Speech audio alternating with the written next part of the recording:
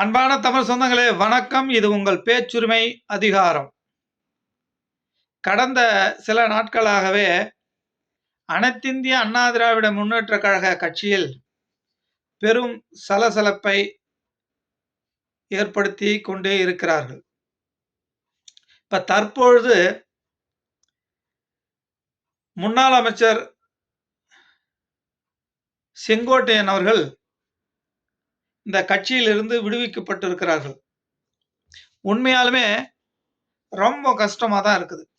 என்னன்னு பார்த்தீங்கன்னா, செங்கோட்டையன் அவர்கள் ஒரு அறிவிப்பை செய்கிறார் பத்திரிகையாளர் சந்திப்பில்.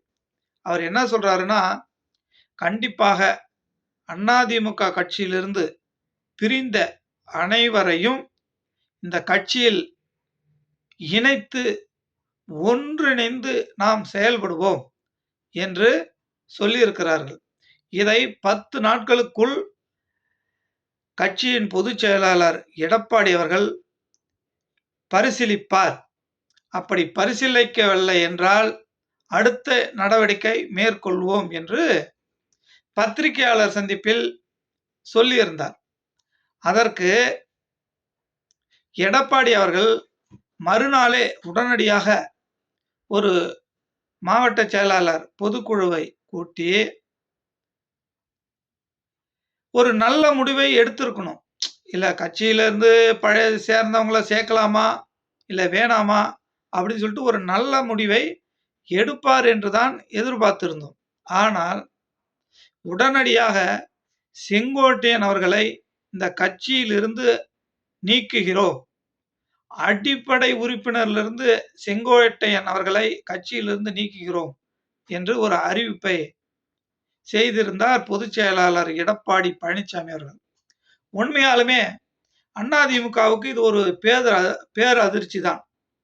இப்படி கட்சியிலிருந்து முக்கிய பிரமுகர்கள், முக்கிய புள்ளிகள் ஒவ்வொரு நபராக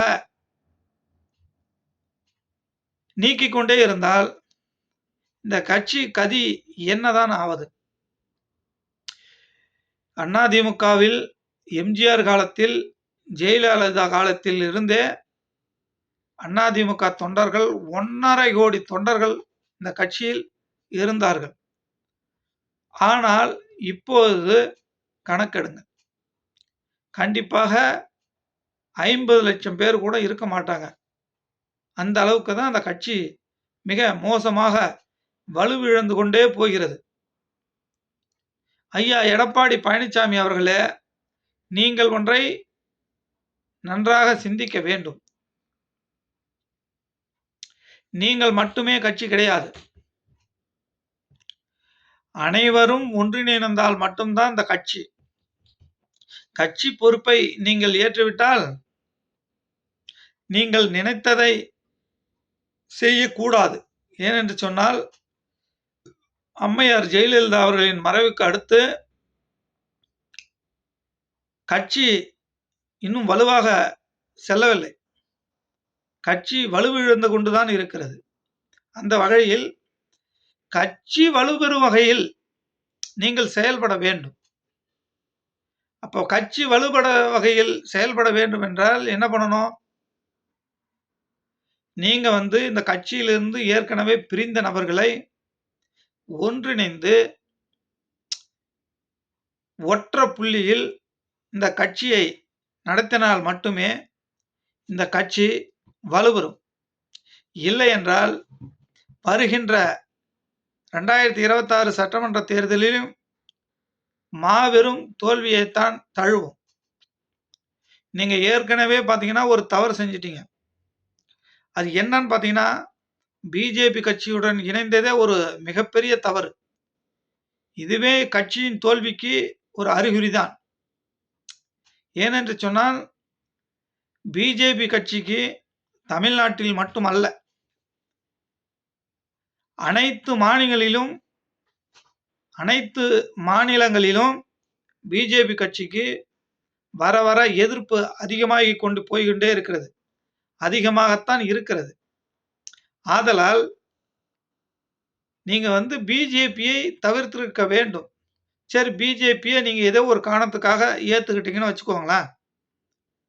அப்ப அதிமுகல இருக்கிற வெளியிலே இருக்கின்ற அனைத்து முக்கிய புள்ளிகளையும், அனைத்து முக்கிய பிரமுகர்களையும் கட்சியில் இணைத்து, நான் தான் தலைமை.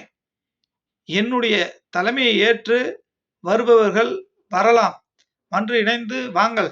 என்னுடைய தலைமையை ஏற்று வருபவர்கள் வாங்கள், இணைந்து செயல்படுவோம் என்று ஏன் நீங்க அழைப்பு விடுக்க மாட்றீங்க?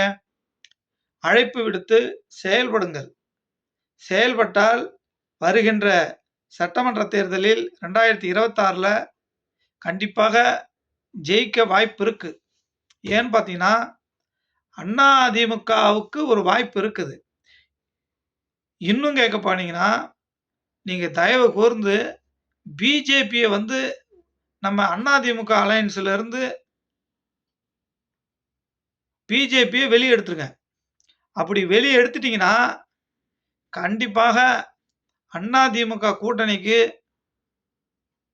நிறைய வலுவான கட்சிகள் கூட்டணி சேர்வதற்கு காத்துக் கொண்டே கிடக்கின்றன. ஏன் முக்கியமா பார்த்தீங்கன்னா, கம்யூனிஸ்ட், விடுதலை சிறுத்தைகள், மதிமுக இது போன்ற கட்சிகள்லாம் எப்ப பிஜேபி உங்கள விட்டு போகும், அதிமுக கூட்டணியில சேரலாம் அப்படின்னு நினைச்சுக்கிட்டே இருக்காங்க.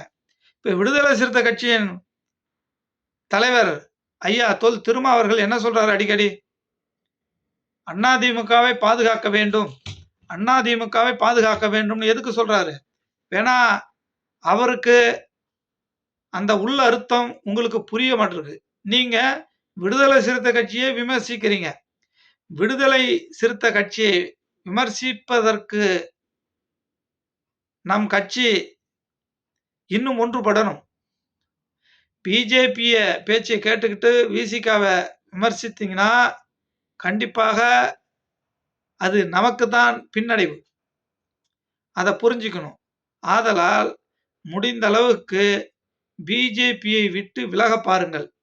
இல்லை என்றால் பிரிந்த முக்கிய பிரமுகர்களை இணைக்க பாருங்கள்.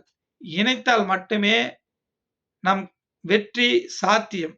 இல்லை என்றால் கண்டிப்பாக நமக்கு இம்முறையும் சரிவுதான், சரிவுதான், சரிவுதான் என்று சொல்லிக்கொண்டு, சாதிதான் சமூகம் என்றால் வீசும் காற்றில் விஷம் பரவட்டும் என்ற வரிகளோடு நிறைவு செய்கிறேன். நன்றி, வணக்கம். அடுத்த வீடியோவில் சந்திப்போம்.